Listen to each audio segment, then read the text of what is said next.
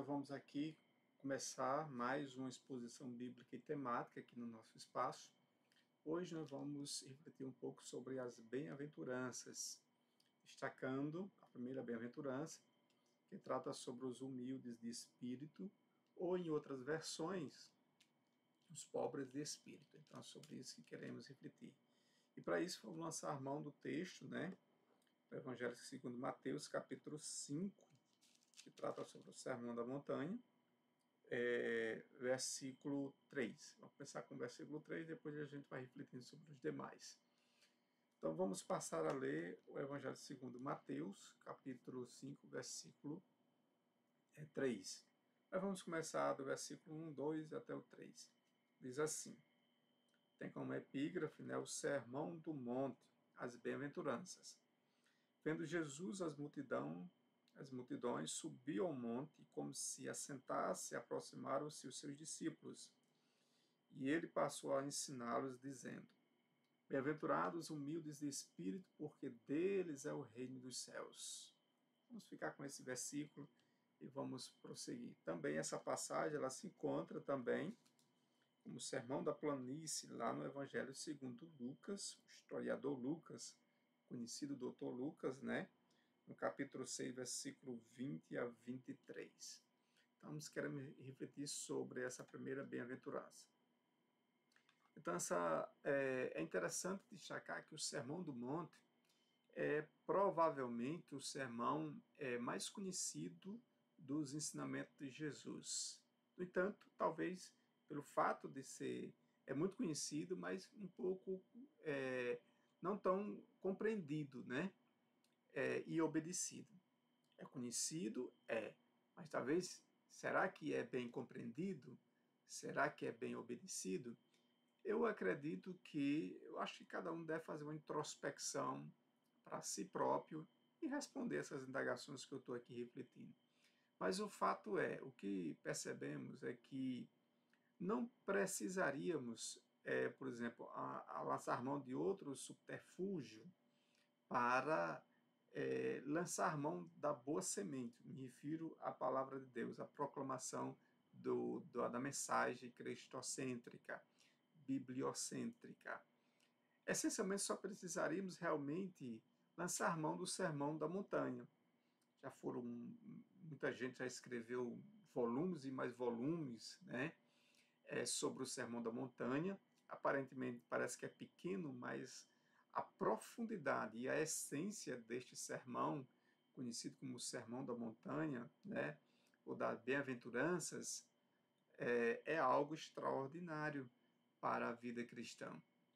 Não precisaríamos buscar outros recursos, simplesmente só bastaríamos proclamar o reino de Deus através desse grandioso sermão, conhecido Sermão da Planície e também Sermão da Montanha.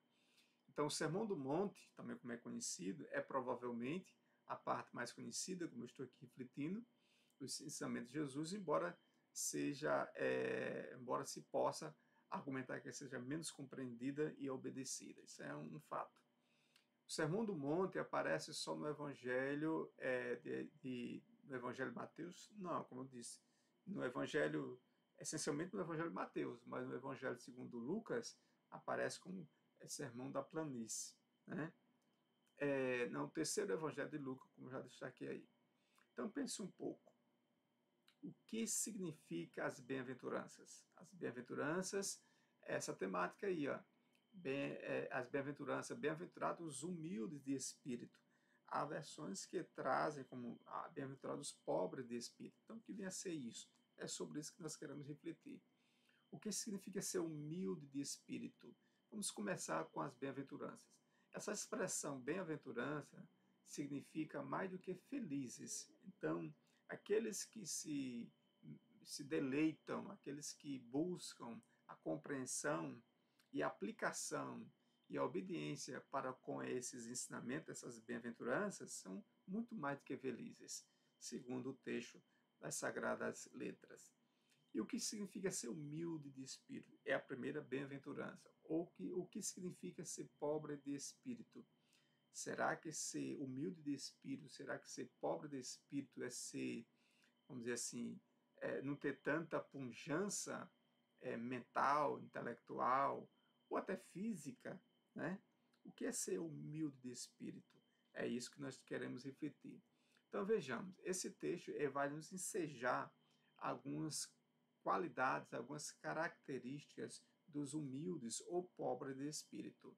Então, quero destacar para a nossa reflexão. Então, o primeiro ponto que eu quero destacar aqui sobre os humildes de espírito, né, o que significa ser humilde de espírito?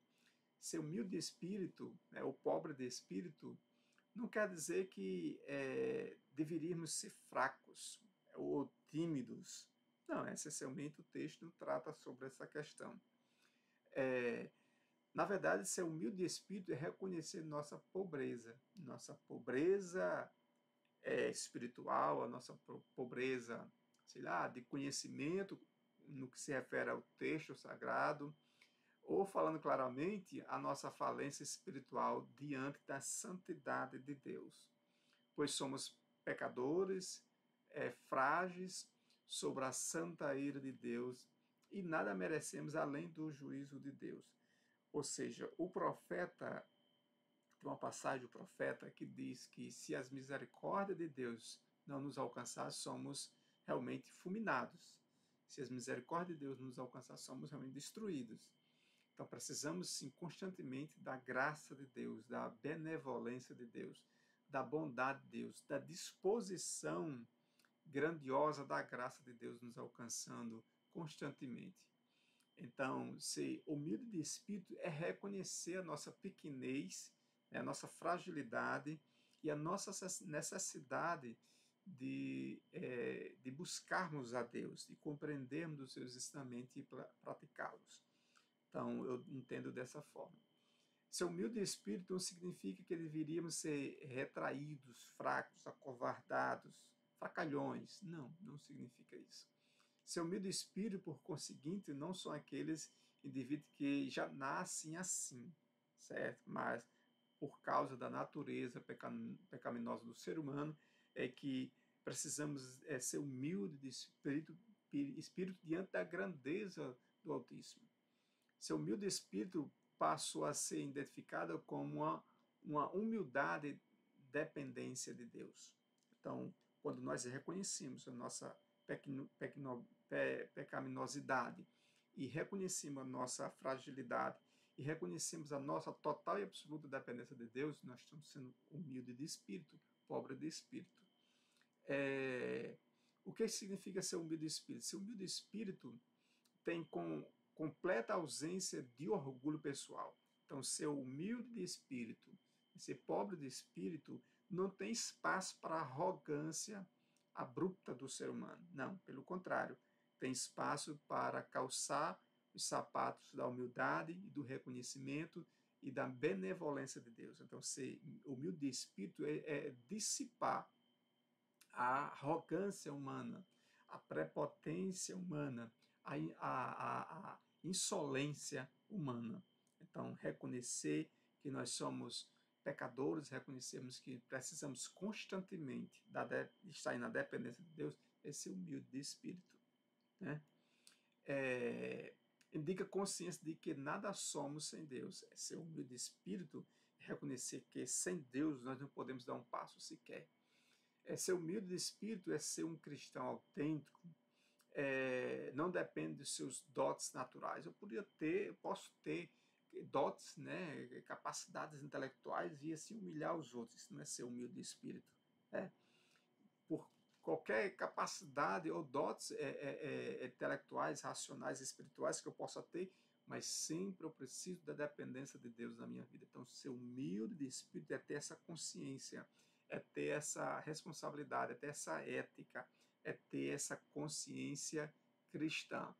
E não se vangloriar de pertencer a certas raças ou nacionalidades. Olha, eu pertenço a uma determinada raça, ela é superior à sua. Então isso não é ser humilde de espírito, né? Eu tenho uma intelectualidade, tenho um conhecimento maior do que eu tenho. Isso não é ser humilde de espírito. Ser humilde de espírito é reconhecer a grandeza de Deus, a graça de Deus, a disposição bondosa de Deus nos alcançando constantemente na nossa vida. Então, quando tenho essa consciência, quando proclamo essa consciência, estou sendo pobre de espírito, eu estou sendo humilde de espírito, essencialmente. Então, observa o texto. Porque assim diz o alto e o sublime, que habita na eternidade, cujo nome é santo. Em um alto e santo lugar habite também com o contrito e abatido de espírito, para vivificar o espírito dos abatidos e para vivificar o coração dos contritos. O profeta Isaías, há 700 anos atrás, já reconhecia esse fato. Então disse eu: ai de mim que vou perecendo, porque eu sou um homem de lábios impuros e habito no meio de um povo de impuros lábios, e os meus olhos viram o Rei, o Senhor dos Exércitos. O profeta Isaías reconheceu a grandeza do Deus de Israel. Ser humilde de espírito é sentir que nada somos, que nada temos, e também não olhamos para Deus em total submissão a Ele, dependendo de sua misericórdia. Observa o texto.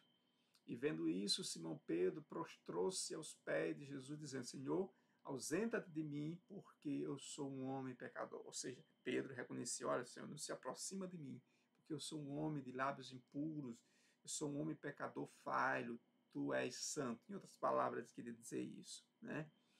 Observa o texto: e tendo por salvação a longanimidade do nosso Senhor, como também o nosso amado irmão Paulo vos escreveu, segundo a sabedoria que lhe foi dada.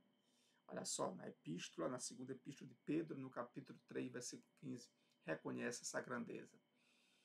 Se tinha alguém para se sentir suficiente, era Paulo. Paulo realmente, depois de Cristo, Paulo foi o sistematizador da doutrina cristã. Ele tinha tudo para dizer assim: olha, eu sou o cara, né? Eu sou realmente um instrumento lapidado como foi. E ele poderia muito bem se vangloriar, ele poderia muito bem, né, se engrandecer com a missão que Deus lhe dara. E assim ele fez com excelência, com sofrimento, com sabedoria divina. Mas mesmo assim ele não reconheceu, assim, ele não se vangloriou, em outras palavras, seria isso que eu queria dizer, né? Sentiu insuficiente mediante de tudo que é aquilo que Deus fazia através dele e da sabedoria de Deus na vida dele, né? Observa o texto: porque para Deus somos o bom cheiro de Cristo nos que se salvam, e nos que se perdem. Para estes, certamente, cheiro de morte para a morte, mas para aqueles cheiro de vida para a vida, e para essas coisas quem é idôneo. Paulo escreve aí na segunda epístola de Coríntios, no capítulo 2, 15 e 16. Observa o texto: disse-lhes, pois, Jesus: quando levantardes o Filho do Homem, então reconhecereis que eu sou, e nada faço por mim mesmo, mas falo com o Pai me ensinou, como o Pai me ensinou. Então a gente percebe que o próprio Cristo reconheceu, né, a grandeza do Deus de Israel. Lógico que isso aí é um sentido de mostrar a sua obediência ao Deus Pai Todo-Poderoso, né?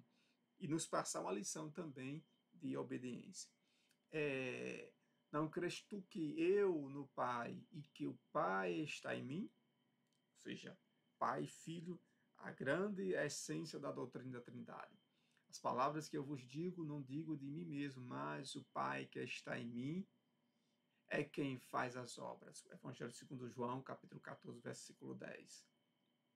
Então, era isso que eu queria trazer nesse primeiro momento, tratando sobre as bem-aventuranças, né? Destacando aqui a primeira bem-aventurança: bem-aventurados humildes de espírito, porque deles é os reinos dos céus. Então, refletir aí sobre algumas qualidades, características daqueles que são verdadeiros, humildes de espírito, caracterizando essa grandiosa bem-aventurança. Então, até o nosso aqui momento para mais uma exposição bíblica e temática. Até lá!